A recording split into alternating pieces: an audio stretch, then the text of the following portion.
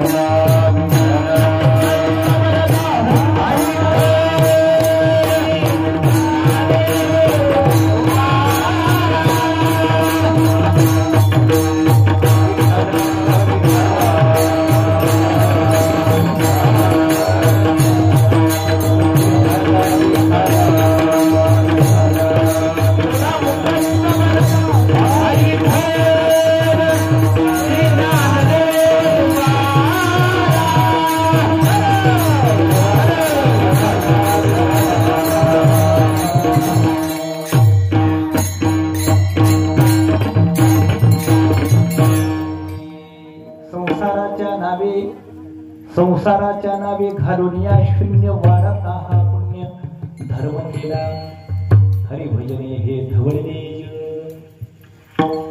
हरिभजने हे धवळले जग चुकविला नाग कलिकाळाचा कोणाही न लगे साधनाचा पांग कोणाही न लगे साधनाचा पांग करणे केला त्याग देह बुद्धी हरिभजने हे धवळले जग चुकविला नाग कलिकाळाचा तुका म्हणे सुख समाधी हरिकथा तुका म्हणे सुख समाधी हरिकथा नेने भवव्यतात गाईल तो हरिभजने हे धवळले जग चुकविला नाग कलिकाळाचा पांडुरंगा करो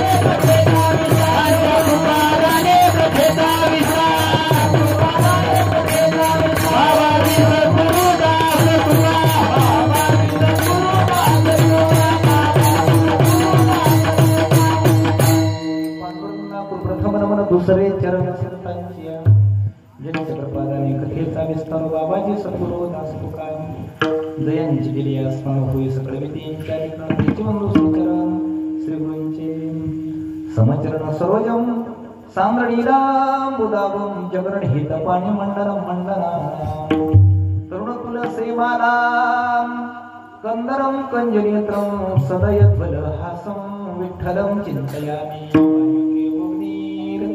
पूर्णश्य शंख प्रजापतिस्त्वं प्रपितामहश्च नमो नमस्तेस्तु सहस्रकृत्वा पुनश्च भूयोऽपि नमो नमस्ते विठ्ठला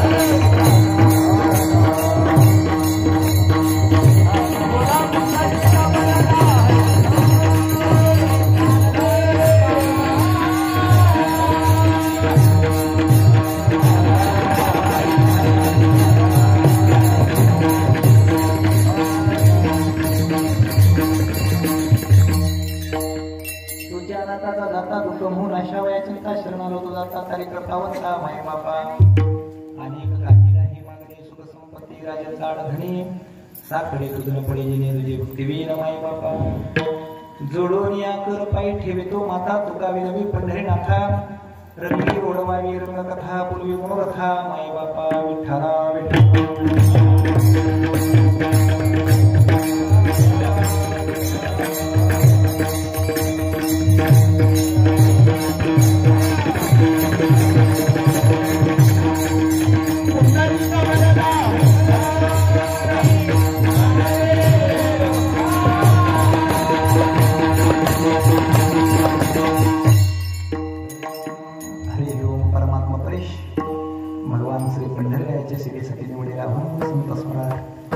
विश्ववंदिदेवीचे सुप्रसिद्ध साधू संप्रदायाचा क्लेश मूर्तिमंत भक्ती ज्ञानाचा भंडार शुद्ध प्रेमाची जागा बनवलेला किंबहुना प्राण साधू सज्जन वृंदांचं हृदय श्रीमंत श्री तुकोबा यांचा 4 चरणात अत्यंत महत्वाचा मानवी जीवनाची सार्थकता इति कर्तव्यता उद्धारता सांगत असताना जीवाचं कल्याण ईश्वराच्या प्राप्तीविना नाही पण ईश्वराची प्राप्ती कशाने तर संतांच्या आदर्शाने आहे संतांचा आदर्श जर डोळ्यापुढे ठेवला संतांची कृतज्ञता संतांचा परोपकार संतांनी दाखवलेली वाट जर आपण डोळ्याच्या समोर ठेवली तर जीवनाची सार्थकता होते इति कर्तव्यता होते उद्धारता होते तुकोबा या अभंगामध्ये काही चिंतन सांगतात महाराजांचं चरित्र आहे या अभंगामध्ये महाराजांचा विषय सांगितलेला आहे.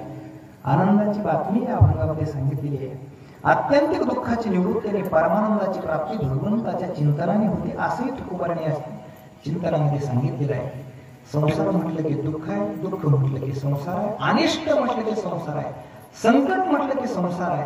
अशा अनिष्ट असलेल्या, कष्टदायक असलेल्या, दुःखदायक असलेल्या संसारातून बाहेर पडायचं असेल तर अनिष्टाची निवृत्ती आणि इष्ट परमात्म्याची प्राप्ती करून घ्यायची असेल तर समाधी अवस्थेला पोहोचलेला असा भगवंताचं नामस्मरण आहे. तुका म्हणे सुख समाधी हरिकथा. समाधी अवस्थेला पोहोचलेलं भगवंताचं नाम आहे ते नामस्मरण सारखं हरे राम राम राम हरे हरे हरे कृष्ण कृष्ण कृष्ण हरे हरे या नामाचं सारखं चिंतन करा. थोडा विको कमी करा, थोडा, सगळं चांगलं आहे, थोडा कमी करा. आणि असं हे सारखं भगवंताचं चिंतन करत राहावं. तुकोबार आपल्याला असं सांगतात, तुका म्हणे सुख ह्याच्यात आहे, नामात आहे. समाधी हरिकथा, समाधीना अवस्थेला पात्र होईल असं नाम आहे. आणि देणे भव्यता गाईल तो. गाणारा देवाच्या चिंतन पुढेच गाणारा जर असला तर संसार रूपी जन्मन मरण हे दुःख भवव्यता त्याला बाधणार नाही. नेहमी भवव्यता गाईल तो. पुढे महाराज सांगतात की बाबा देवाची प्राप्ती झाली पाहिजे. कडे देवाची प्राप्ती नाही झाल्यास परमार्थ खोटा, कीर्तन खोटं, ऐकणं खोटं, सांगणं खोटं, सगळं खोटं. मग काय भाव लागतं? ईश्वराची प्राप्ती झाली पाहिजे. ईश्वराची प्राप्ती जर नाही झाली तर काही उपयोगच नाही त्या जीवनात. मग ईश्वराची प्राप्ती हरिकथेच्या चिंतनाने होते, स्मरणाने होते, गायल्याने होते.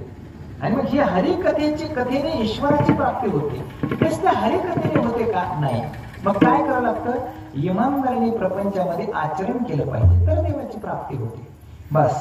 आणि मग इमानदारीने जर आचरण केलं तर लोकेशंता, दारेशंता, वित्तेशंता, 3 दोष आहेत अंगात. मल दोष आहे, दुसरा विक्षेप आहे, तिसरा आवरण आहे.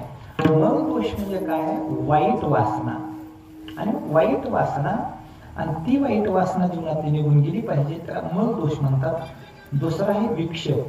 परमार्थ करत असताना चित्ताची चंचलता, म्हणजे परमार्थ करत असताना सुद्धा चंचलता असते आणि संसार करत असताना सुद्धा मन एका ठाई स्थिर नसतं. मग हे मन स्थिर न राहणं, चित्ताचा चंचल स्वभाव, मन बुद्धी चित्त अहंकार असं सारखं भनन करणं आणि स्थिर व्हावं लागतं तर देवाची प्राप्ती आहे.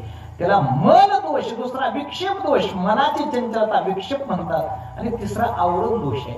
आवरण दोष कशाला म्हणतात? माझंच म्हणणं त्याला आवरण दोष म्हणावं. ही माझं आहे, ही लोकांचं आहे, माझं म्हणणं. ज्ञानोबा ज्ञानेश्वरीत असं सांगत असताना असं सांगतात, निहेश नित्य संन्यासी एवढं दृष्टीनं कामशती. किंवा ज्ञानेश्वर महाराज सांगतात, मी आणि माझी आठवण विसरले जयाचे अंतकरण पार्था तो संन्यासी जाण निरंतर. मी आणि माझी आठवण विसरली पाहिजे. ज्ञानोबा ज्ञानेश्वरी सांगत असताना असं काही चिंतन मागतात, माझी पर्वकुटी, माझी झोपडी, माझा सिद्धभेट, माझी आळंदी, माझा आप्पेगाव असं माऊली म्हणत नाहीत. माऊली सांगत असताना असं सांगतात, विश्वची माझे घर ऐशी मती जयाची स्थिर किंबहुना चराचर आपणची राहला. म्हणून संकुचित भावना, माझ्या पुरतं हे माझंच आहे, एवढंच माझं आहे असं वाटणं ही अत्यंत लहान भावना आहे. पुढी भावना आहे देवापर्यंत जाऊ शकत नाही. मन परस्त्रीच्या संबंधानं जर वाईट वासना असेल तर त्याला मन दोष म्हणतात. आणि मन दोष केल्याशिवाय देवाची प्राप्ती नाही. म्हणून परवी येणारी तुकोबाऱ्या माऊली समान असं म्हटली. त्याचं कारणच आहे, आम्ही विष्णुदास तैशेन हे कारणच आहे. परस्त्री माते समान वाटली पाहिजे. हे परमार्थाची पहिली पायरी आहे. दुसरी पायरी मनाचा विक्षेपणा, मन स्थिर ठेवायचं. मन हे निश्चळ झाले एके ठाई अरे तया उणे काही सुखा. मन निश्चळ एका ठिकाणी झालं तर त्याला सुखाला काही कमी पडत नाही. विक्षेप आणि आवरण, माझं म्हणायचंच नाही, विश्वचे माझे घर, हे सर्व माझं आहे. कुठून आलो माहित नाही, काय करतो माहित नाही, कुठं जायचं माहित नाही, माझं म्हणणं हे अत्यंत वाईट लक्षण आहे. म्हणून मल, विक्षेप आणि आवरण हे 3 दोष गेले पाहिजेत. आणि म्हणून महाराज सांगतात, जास्त साधन करण्याची गरज नाही. कोणाही न लगे साधनाचा पांग अरे करणे केला त्याग. देहबुद्धी टाकली पाहिजे. देहबुद्धी म्हणजे तरी काय हो? तर देहबुद्धी म्हणजे काय? डोळ्याच्या मागे जाणं त्याला देहबुद्धी. म्हणजे देह म्हणजे चर्म शरीर आहे. म्हणजे चर्मदृष्टी, डोळ्याच्या मागे जाणं. डोळ्यानं बघितलं ती एखादी वस्तू, एखादा बंगला बघितला ती बंगला राहावं वाटणं, हे देहबुद्धी आहे. बस जिभेच्या मागे जाणं, कुठलं तरी वाईट हॉटेल पाहिलं ते खावं खावं वाटणं, हे कोणती आहे? हे देहबुद्धी. बस कानानं कोणाची तरी निंदा ऐकत राहणं, हे देहबुद्धी आहे. वाचेने कोणाची तरी निंदा करत राहणं, हे देहबुद्धी आहे. म्हणून देहाचे विकार टाकून आत्मपरीक्षण करून ज्ञानोबा ज्ञानेश्वरीच्या 10व्या अध्यायातली पहिलीच ओवी आहे, नमो विशदबोध विदग्धा विद्या रविंद प्रबोधा पराप्रमेय प्रमदा विलासिया. पाहिला अरे मग परावरीचा विषय सूरपस्थिती हीच कोणी तरुण स्त्री तिच्याशी विलास करणाऱ्या श्रीगुरु तुम्हाला माझा नमस्कार असो. परावानी पशी भगवंताचं स्वरूप आहे. परेहून परते घर ते राहू निरंतर. त्या भगवंताचं चिंतन असं केलं पाहिजे. परमार्थ केलाच पाहिजे, पण परमार्थ करून वाया न गेलं पाहिजे. आता अजून एक चिंतन सांगतो. महाराज इथं काही चिंतन छान सांगतात. संसार करून तर वाटलं होणार आहे काळ्या दगडावरची रेल आहे. संसार केला कुणाचा चांगला झाला, शेवटला रड बोंबच नाही. त्रिभुवनीचे आनकळीत जरी राज्य होईल प्राप्त तरी हे नानुचित नाचिनी.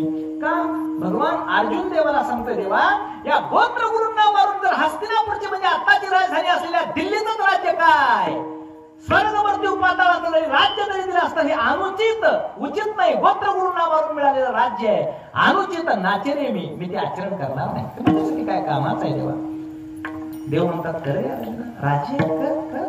त्यावेळेस अर्जुन देवाला सांगतोय, अपेक्षी जे राज्य सुख जया लागे ते तो क्षणिक. ज्या राज्य सुखाची अपेक्षा करावी ते तो क्षणिक आहे, काही दिवसापुरत आहे. आपण हा तोपर्यंतच आहे. आणि आपण किती दिवस उपजते नाशते पुनर्विदेसे. हे घटिका यंत्र देसे परिभ्रमेगा देहाची आगावा आलिया जन्म मृत्यूच्या सोहळिया आणि नाम होणे धनंजया जे परी. म्हणून अपेक्षी जे राज्य सुख बोले आहे का जया लागे ते तो क्षणिक आणि ऐसे जाणत आहे दुःख आवेदना. असलं माहित असताना सुद्धा क्षणिक आयुष्य आहे ते देवा नको देवा असं अर्जुन देवाला सांगतोय. म्हणून संसारामध्ये लुब्ध संसार करून वाटलंच होणार आहे काय तर हे टाकायचं आहे, न्यायचं सोबत काहीच नाही. तुम्हाला सर्व चिंतन माहित आहे, मी काही त्या चिंतनाला हात घालत नाही.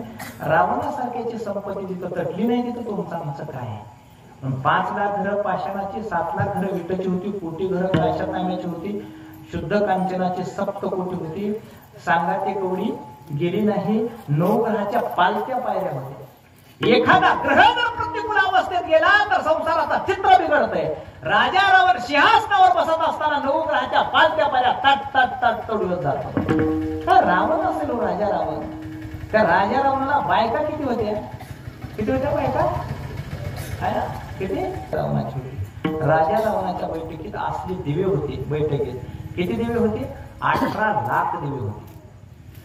हे दिवे आता लाईटचा शोध आता लागला.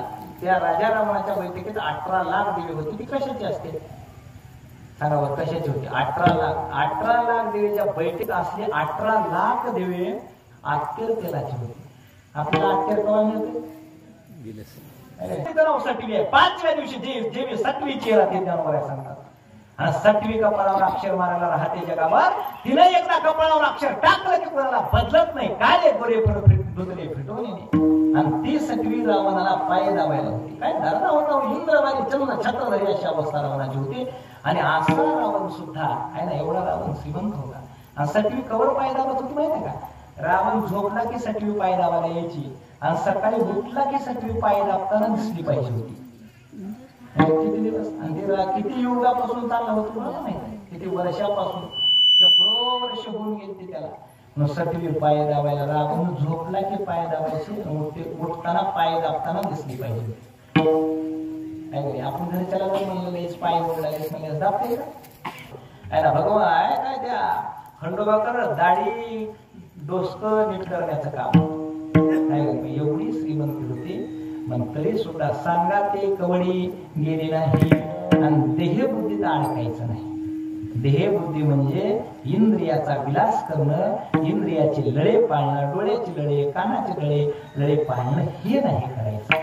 म्हणजे 5 ज्ञानेंद्रियाने 5 प्रकारचा विशेष सेवन करण्यापेक्षा 5 ज्ञानेंद्रियाने का परमात्म्याची आराधना करणं हा परमात्मा आहे. विठाला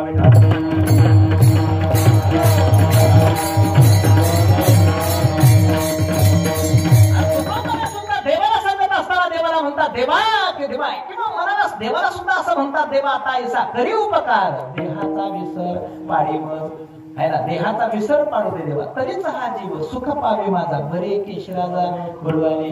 देवाला सुद्धा देवा तू महाराजाशी विनंती करतात, शरीराला सुद्धा विनंती कर की हे घे हे माझे वाचे काय महाराज गोड नाम विठोबाचे.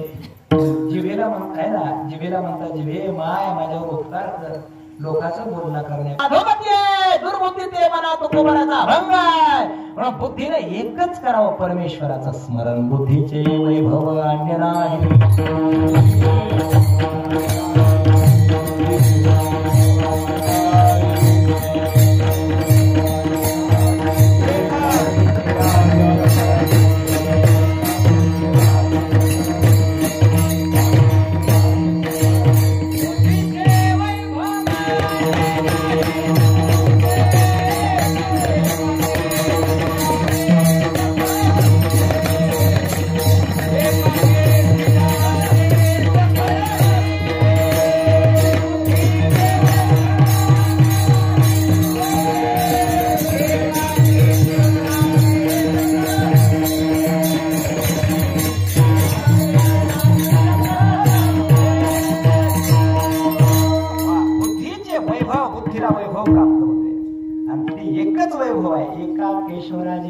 सकळ सिद्धी एका परमात्म्याच्या चिंतनामध्ये बुद्धीचं वैभव असते, धरती आहे. बुद्धीने देवाचं स्मरण करावं, माझे बुद्धिबळ पाय तुझे देवाचं स्मरण करावं, मग ते तप घडते. आणि तप नसल्यास परमार्थ कामाचा नाही. अंगात तप लागते, ते बुद्धिमाईकडे देवं लागते, ते अंगात तप लागते, कायिक तप, वाचिक तप, मानसिक तप लागते.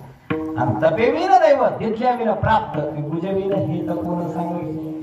तपाचे सामर्थ्य तपेला अमोप आणि चिरंजीव कल्प वैकुंठीनाथ हे तप लागते. आणि तप करायचं कायिक वाचिक मानसिक तीन तप आहे. देवद्वेष गुरु प्रार्थने पूजनम स्वच्छ मार्जवम ब्रह्मचार्य हिंसा शरीरम तपोचते. शारीरिक तप कोणतं? देवाची सेवा केली पाहिजे, गुरुची सेवा केली पाहिजे, गुरु प्रार्थने म्हणजे अनुभवी पुरुषाची सेवा केली पाहिजे. असा परमार्थ शरीरानं घडला पाहिजे. नाही तर आपली कीर्तनात येऊन कीर्तनात बसायची तयारी नाही. आता हे बघू बाहेर म्हणाले देवद्वेष ब्राह्मणाची सेवा केली पाहिजे. ब्राह्मणाला सुद्धा बोलताना आपण म्हणतो ब्राह्मण म्हणतो, ब्राह्मण म्हणायचं, छान बोलायचं. वाचन गोड बोलणं, चांगलं बोलणं खूप चांगलं असतं. पण देव द्विज ब्राह्मण आहे. गुरु आपल्या गुरुची सेवा केली पाहिजे. कोण गुरु या जगात? हो, कुणाचाही मंत्र घेऊन कुणाच्याही महाग जायचं नाही. गुरु म्हणजे ज्ञानोबर आहे, तुकोबर आहे, नामदेव आहे, चोखोबर आहे, मिळोबर आहे, दादासाहेब काका महाराज, सैना महाराज, सावता महाराज ही गुरु आहेत. कुणाच्याही माग कानात एखादी मंत्र ठोकला की त्याच्या मागे उठून पडायचं नाही. गुरु श्री गुरु कुणाला म्हणावं? ज्ञानोबर ज्ञानेश्वरीच्या 18व्या अध्यायातली 10वी ओवी आहे का? जय जय देव श्री गुरु अकल्प नाख्य कल्पतो संसंविद बीज प्रारो हनावणी. त्याला श्री गुरु म्हणा. माऊली तुकोबा आपल्या वारकरी संप्रदायामध्ये उत्कृष्ट गुरु आहेत. माऊली आणि तुकोबा दोन गुरु आहेत. यांची सेवा करा. देवद्वेष गुरु प्रार्थने पूजनम स्वच्छ मार्गम ब्रह्मचार्य ब्रह्मचर्याचं पालन घडलं पाहिजे. ब्रह्मचार्य महिंसाच आणि शारीरम तपोचते. हे शरीराचं तप आहे. दुसरं तप आहे का? अनुद्योग कर्म वाक्यम सत्यम हितंचेत स्वाध्यायाभ्यसनम चैव वाङ्मयम तपोचते. वाचेचं तप आहे ना. अनुद्योग कर्म वाक्यम सत्य बोला, गोड बोला, हिताचं बोला. त्याला बऱ्या सांगतात अरे सात आणि मवाळ मिथिले परिरसाळ शब्द जैसे कल्लोळ अमृताचे. संत जीवन कसं आहे, संतांचे शब्द कसे आहेत त्याबरोबर आहे. अहिंसा लक्षण सांगत असताना 13व्या अध्यायात ज्ञानाची 18 लक्षणं सांगितले, त्याच्यात अहिंसा लक्षण सांगितलं. आणि ते सांगत असताना साधू जीवन साधू कसं बोलतात? पुढासने पादरे मागा चालती अक्षरे शब्दपाठी अवतरे कृपाधी आहे ना. तुझं भलं होईल तसं भलं होईल असं म्हणत बसत नाही. पुढे अक्षरे आणि शब्दपाठी अवतरे कृपाधी त्याला बरं सांगतात. लय जास्त बोलत बसत नाही साधू. बोलता आधी पुढे निघे तरी कवनाही बर्मील लगे. बोलताना कोणाच्या बर्माला धडाका देवा असलं नाही म्हणून बोलता बर्मील लगे. आणि कोणाशी नरगे शंका म्हणे. मांडली गोटी हान मोडेल वाशिपेल कोणी उडेल. ऐकुणीची ओवांडील कोणी जरी तरी द्वारी कुणानं व्हावी. कवनाची भवई नुचलावी ऐसा भाव जीवे म्हणून युगा. मग प्रार्थीला विपाये लोभे बोलू जरी जाय तरी परेशे तया होय माये बापू.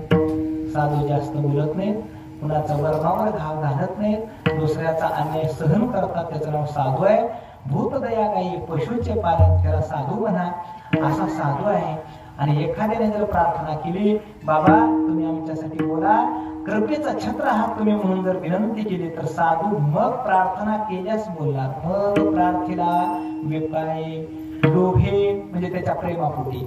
जर साधू बोलला, लोभे बोलो जरी जाय, तरी परियसे तया होय माय बापू. ऐकणाऱ्याचे माय बाप कल्याण करणार नाहीत, असा महात्मा एखादा जर शब्द दिला तर सहज बोलणे, हित उपदेश आणि करून सायास मुखे अमृता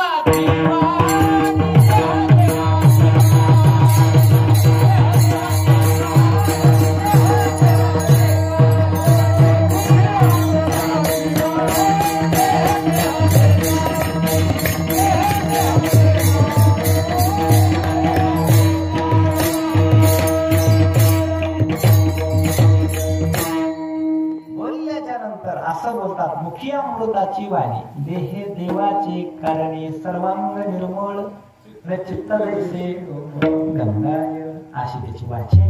आणि महाराज म्हणतात मग प्रार्थीला विपाय. एखाद्याने प्रार्थना केली मग प्रार्थीला विपाय, लोभे त्याच्या प्रेमापोटी. लोभे बोलो जरी जाय, तरी परियसे म्हणजे ऐकणारा, आय परियसे तया होय माय बापू. मायबाप त्याचं कल्याण करणार नाही, ते कल्याण करणार ते संतांचे शब्द. आता पुढे आहे का ज्ञानेश्वर महाराज छान सांगतात, परियश तया होय माय बापू. कसे शब्द आहेत का, नाद ब्रह्माची मुसे आले, सगळा सामवेदच त्याच्या वाचेतून अमृत तुल्य बाहेर पडलाय का काय, असं बोलणार का. नाद ब्रह्माची मुसे आले, गंगा पाय असरले, पतिव्रते आले वार्धक्य जैसे, असं गोड बोलतात. आता कसं बोलतात तुम्हाला गोळी पाठ आहे. साच्याने मवाळ मिथले परी रसाळ, शब्द जैसे कल्लोळ अमृताचे. त्याच्या पुढची ओळी, साधू बोलताना 6 दोष टाकून बोलतात. कोणते कोणते, उरोधू विरोधू वादू बळू प्राणिताप ढाळू उपहासू चाळू वर्मस्पर्शू. कोणते कोणते, विरोधू कुणाचा विरोध न करता बोलतात. बोलले रागावून तरी तुमचा विरोध नाही त्यांच्या अंतःकरणात, विरोध न करता विरोधू वादू, वाद घालीत बसत नाही ऐकणे, वाद नाही परमार्थामध्ये, वितंड वाद आहे, तसे बरेच वाद आहेत.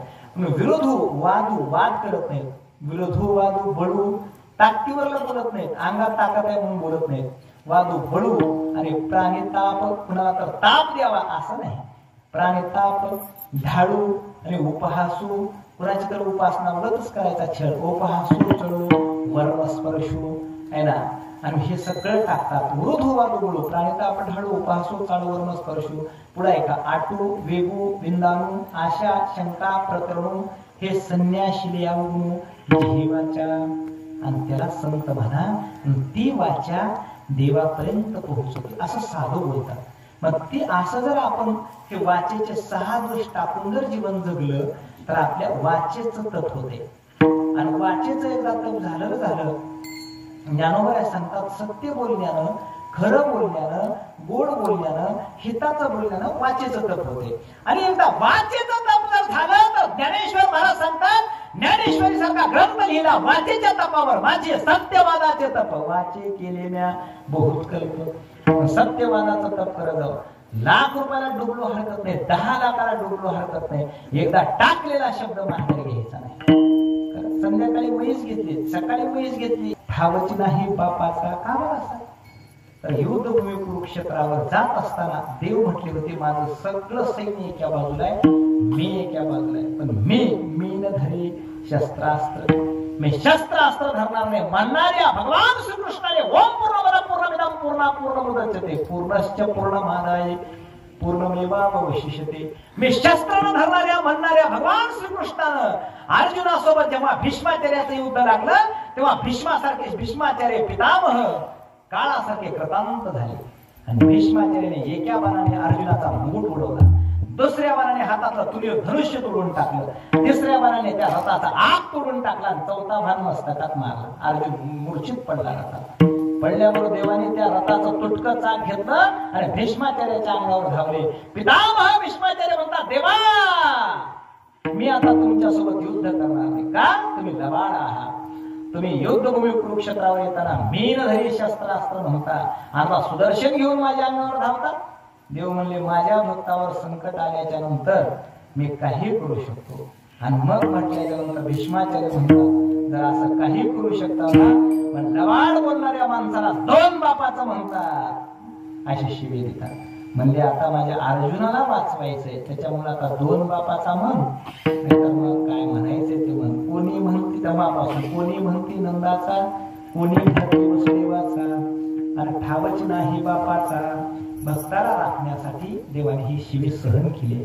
डबल बोलणारा माणूस काही कामाचा नाही, एकच बोला बस. पण कलियुगामध्ये जास्त माणसं दोन टोळी जन्माला आले. हे कोणाही न लगे साधनेचा पांग आणि करणे केला त्याग देह बुद्धी. अनुद्योग कर्म वाक्यम सत्यम प्रिहितंचेत स्वाध्यायाभ्यसनम चैव वाङ्मयम तपोचते. हे दुसरं तप आहे, वाचेचं तप आहे. आणि एक तप आहे शेवटचं, मनाचं तप. मनाचं सुद्धा तप आहे बरं. मन ही शक्ती जबरदस्त आहे ना. पहिली शक्ती ह्या जगात धनशक्ती आहे. धनशक्ती आता माणूस कसला कसला, काळा राहू दे, इद्रा राहू दे, नकटा राहू दे, त्याला बघितल्यास उलट्या होऊ दे. मन कशाने चांगलं राहतं. ज्ञानेश्वर महाराज सांगतात, भगवान अर्जुनाला सांगतात, मन प्रसाद सौम्यत्वम. एक मनाचा प्रसाद आहे. मन असं छान आपल्या आपल्या मनाला हसत राहायचा, प्रफुल्लित राहायचा. मन प्रसाद सौम्यत्वम. मौनमात्म विनिग्रह. जास्त बोलणं टाळायचा, अवंतर बोलणं टाळायचा, गपची बसत. सत्य बोलण्यानं राहतं. शरीराचं तप देव द्विज गुरु प्राप्ती, देवाची गुरुची आई वडिलांची सेवा करण्याने शरीराचं तप राहतं. आणि मन प्रसन्न ठेवण्याने, वाईट न चिंतन करण्याने मनाचं तप राहतं. आणि तुकोबाऱ्या सांगतात, कोणाही न लगे साधनाचा पांग करणे केला त्याग देह बुद्धी. आणि संत महात्म्याने काय केलं हे सांगितलं आणि जगाला सांगितलं, बाबा हरिकथेशिवाय पर्याय नाही. आणि त्या हरिकथेसाठी हरिभजने हे धवळले जग आणि चुकविला लाग कडे काळाचा. हरिभजनामध्ये जग घुसळून टाकले संत महात्म्याने. मेल्याच्या नंतर एखादा माणूस वैकुंठाला जात असेल, स्वर्गाला जात असेल, सर्व जात नसतात. एखादा पण महात्म्याने भगवंताच्या नामस्मरणाच्या ताकदीने एखाद्या वैकुंठाला नाही, वैकुंठच खाली आणलं. काही एखाद्याने वैकुंठा जावे, ते वैकुंठ गेले आठवे. अरे ऐसे नाम घोष वय करवे, ऐसे नाम घोष गौरवे धवळत विश्व. संतांची ताकद आहे. नाम घोष गौरवे धवळत विश्व. संतांना कुणाची उपमा द्यावी. सूर्य तेज सोज्वळ, तोही असतवे हे किडाळ. अरे चंद्र संपूर्ण एखादी वेळ हे सदा पुरते. चंद्राची उपमा देता येत नाही, पौर्णिमेला पूर्ण आहे. सूर्याची उपमा देता येत नाही, तो मावळतो, संध्याकाळी अंधकार राहतो. पावसाची उपमा देत नाही, कधी कधी पावसाळ्यात पडत नाही आणि उन्हाळ्यातला अवकाळी जात नाही. पावसाची उपमा देत आहे. कोणाची उपमा? बरोबरी उपमेसीने पुरे हे निशंकपणे सापा खरे पंचानन. हे संत आहे, श्रेष्ठ आहे. आणि ह्या संतांनी हरिभजने हे धवळले जग आणि त्याच्या ताकदीने चुकविला लाग कडे काळाचा. विठाला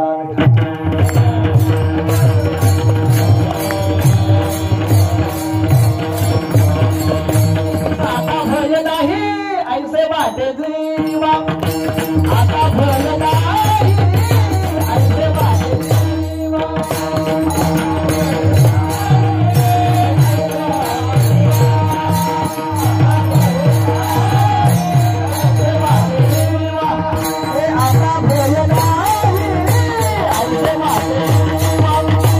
आता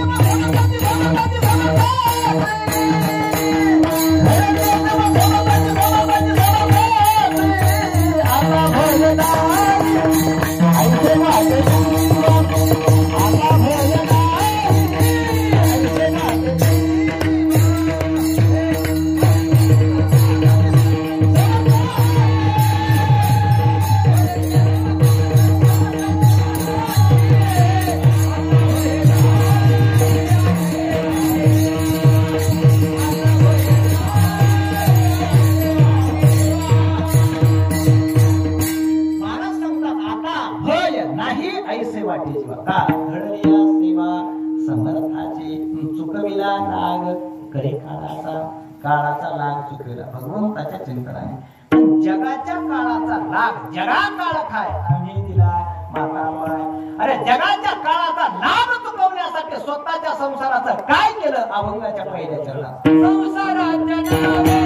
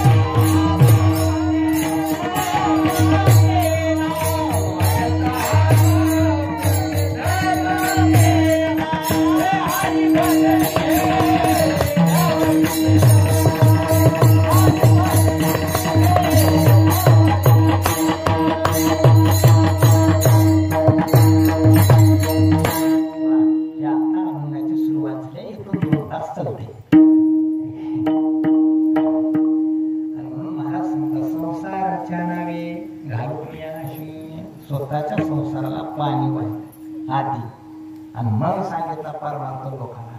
आपलं तसं नाही, आपला संसार वाढवायचा आणि लोकांचा बुडवायचा.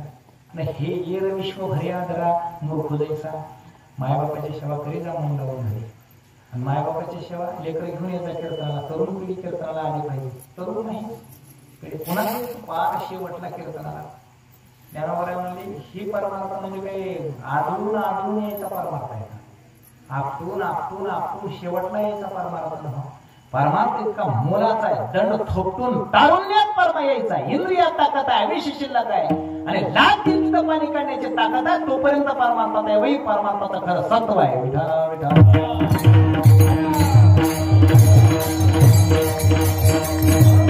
आई वडिलांची सेवा करा. नाही जर आई वडिलांची सेवा केली तर त्याचं कारण पुन्हा सांगतो. तुझा फायदा तोटा कुणाचा नव्हे. आई वडिलांची सेवा करायची नाही, लेकराबाळाची सेवा करीत बसायचं, बायकोची सेवा करीत बसायचं. अरे आई वडिलांची सेवा केली पाहिजे, पुन्हा त्यांची तर कराच केली पाहिजे. त्याचं कारण असं मायबापाची सेवा नाही जर केली, मायबाप तळतळ करून गेली एकदा भरून ते शाप देत नसतात. भरून तुमचं चांगलंच व्हावं म्हणतात, पण आत्मा जर त्यांचा तळतळ जर केला आणि त्यांचा जर एकदा आपल्याला शाप लागला तर गेल्याच्या नंतर कशातच यश येत नाही. पुन्हा कशातच यश येत नाही. आणि मग त्याला ब्राह्मण सांगतोय आता तुला कशातच यश येत नाही, तुला झालाय पितृदोष.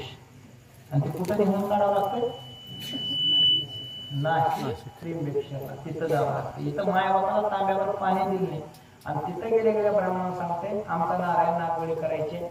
मग काय करावं लागतं? काही नाही बाबा, पहिल्यांदा चिप्पी करून घ्यावं लागते. आणि मग तिथं बिन पाण्याचा आधी तळशी ते. आणि हिवाळ्यात आल्यास लय आवड. हिवाळ्यात बुड म्हणायचं तर बुडते. मोठ म्हणे की उठायचं, मोड म्हणे की उडायचं, बस म्हणे की बसायचं. हे नारायण नागवडी पुन्हा इथं माय बापाला सांभाळा नाही. किती खर्च येते? किती 25, 26, 30, 35,000 रुपये खर्च येते.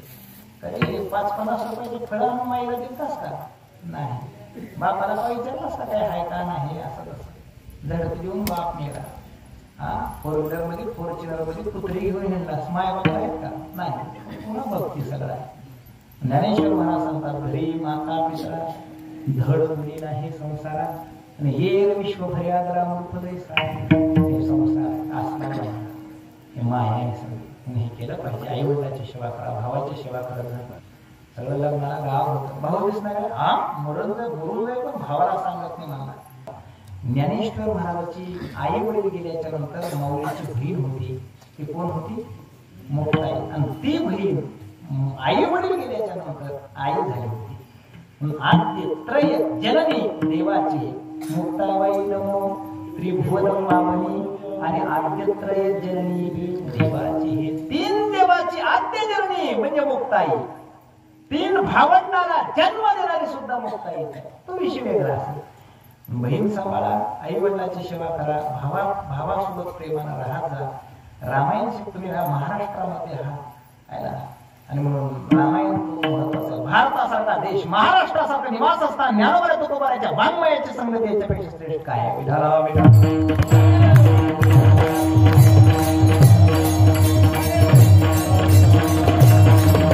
14 वर्ष प्रभू रामचंद्र वनवासाला जातात आणि 14 वर्षाचा वनवास संपल्याच्या नंतर राघव अयोध्येच्या राजगादीवर बसण्यासाठी येतात.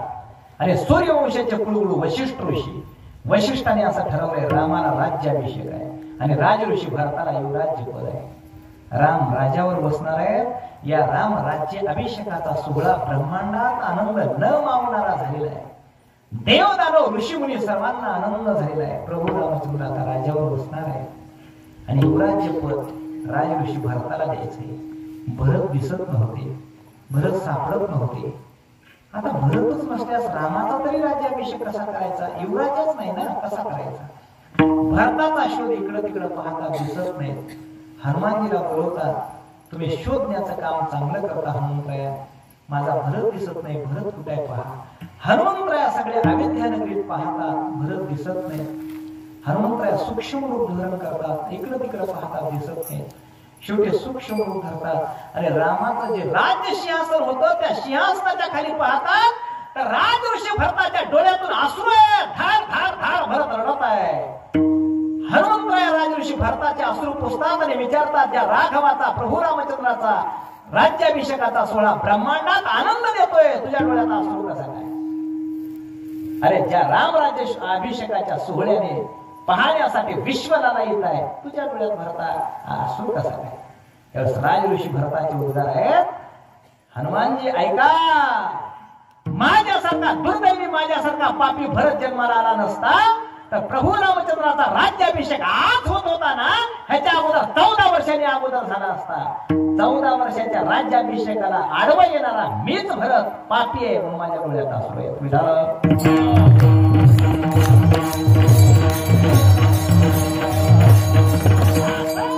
भावासोबत सुद्धा असं प्रेमानं राहिलं पाहिजे. भावाचा एखाद्या अन्याय सहन केला पाहिजे. वाटणी करत असताना आपल्या एखाद्या वेळेस आपला हात धरणं घातलं आणि दुसरं कारण संसारात जर अडकलो तर देवाची शरणागती घडायची नाही. देवाच्या शरणागतीसाठी संसाराच्या नावानं शून्य घातलं आणि संसार दुःखदायक आहे म्हणून शून्य घातलं.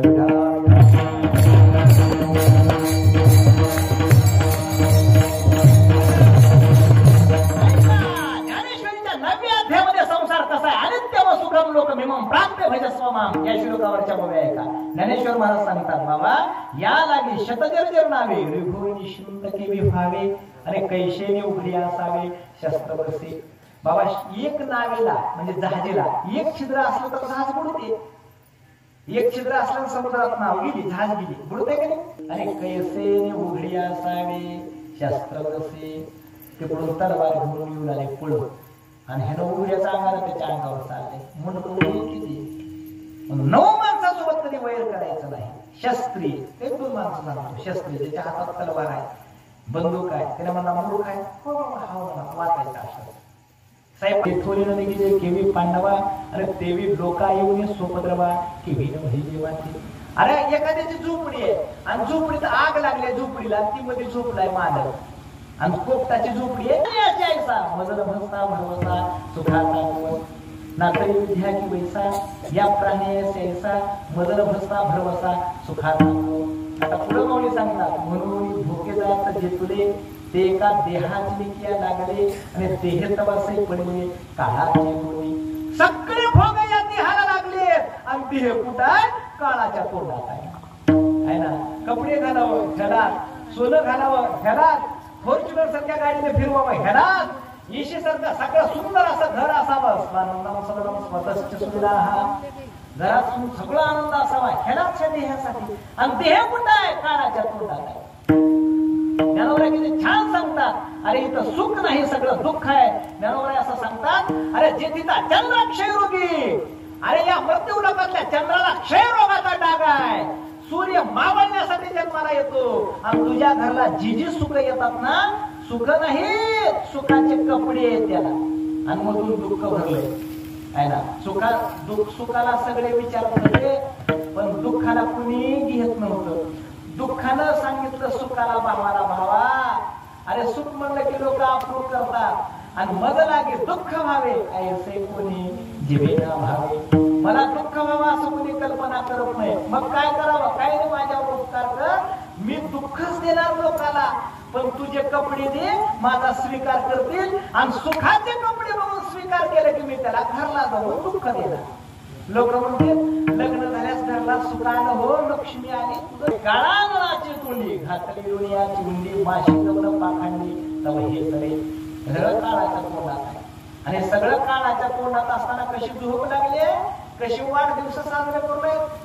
किती वाढदिवस साजरा, 50,000 घालावं, लाख रुपये घालावं, आणि मुलाचे उभारी पिवळीया लेकरू काळाच्या तोंडात चालले, आणि हे 21वी 22वी 25वी वाढदिवस साजरा करतात. ती वाढती कडे उन्हाचे उभारी पिवळीया. असं घरातली 20 वर्षाचा आहे, आणि त्याचं आयुष्य 100 वर्ष आहे. 20 वर्षाच्या लेकराचं आयुष्य किती? 100 वर्षाचं. आणि घरात म्हातारा 80 वर्षाचा आहे, त्याचं किती राहिले आयुष्य? त्याचं बी 100 वर्ष आयुष्य, त्याचं किती शिल्लक राहिले? 20 वर्ष. 80 वर्षाचा म्हातारा आहे, त्याचं आयुष्य किती राहिले? 20 वर्ष. आणि 20 वर्षाचा मुलगा आहे, त्याचं आयुष्य किती राहिले? 20 वर्ष. त्याचं बी 20 राहिले, त्याचं 20 वर्ष झालंय, 80 वर्ष उरले, आणि ह्याचे 80 वर्ष पार झालेत म्हाताऱ्याचे. मोठा आहे का बाप म्हातारा मोठा आहे? खरं सांगा मला. घरात लेकरू मोठा आहे का म्हातारा मोठा आहे? कोण मोठा आहे? तुमचं नाही लक्ष इकडे. मिळत नाही, त्याला नासवून टाकले. ज्ञानोबा सांगतात, जयाचे आयुष्य धाकुटे होय, म्हणजे संपून गेले, खाऊन पार केले. बळ त्याच्या अंगातलं बळ निघून गेले. पहिले लेकुणाच्या अंगावर चालू होतो, आता जाय नाही गेलं ही गुडघे उठते ना तो, म्हणजे गुडघे उठले. होय बळ प्रज्ञा म्हणजे बुद्धी, बळ प्रज्ञा जिरोणी जाय, तया ते नमस्कार ते पाय वडील म्हणून. ह्या लोकांना लोक असली म्हातारा झालं की लगेच पाया पडावं. त्यांना आयुष्य पार केले. पडावं पुण्यपती रीत सांगतात. बळ प्रज्ञा जिरोणी जाय, तया ते नमस्कार ते पाय वडील म्हणून या ज्ञानोबा सांगतात. बेंडूक सापाची तोंडी जात असे सबडबुडी, तो मक्षकाची पुढे स्मरणा काही. बेंडकाला सापानं बेंडकाला अर्ध गिळले, आणि बेंडुकुडी माशा खाल्ले. बेंडुकुडी माशा खाल्ले. मग बेंडकाला खाल्लेल्या माशा कुणाच्या पोटात चालल्या? मृत्यू लोकेचे उपराठी, आणि येतात यावतटे जन्माला शिकले.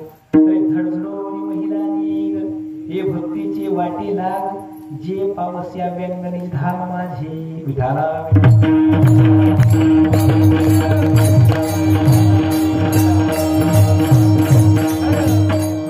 परमात्मा करा. संसार असा वाईट आहे की वाईट संसारातून बाहेर निघायचं असेल तर फक्त देवाचं चिंतन करत जा, देवाला शरण जात जा. आता तुम्हाला अजून एक चिंतन सांगेल, देवाला शरण जात जा. का? तर या जगातले शहाणे माणसं देवाला शरण गेलेत, म्हणून देवाला शरण जा. कोण कोण शहाणे आहेत, कोण कोण मोठे त्या जगातले? जगातले दिग्गज माणसं देवाला शरण गेले. ध्यानाचा विषय आहे का? कोण कोण दिग्गज आहे त्या जगातले? ज्या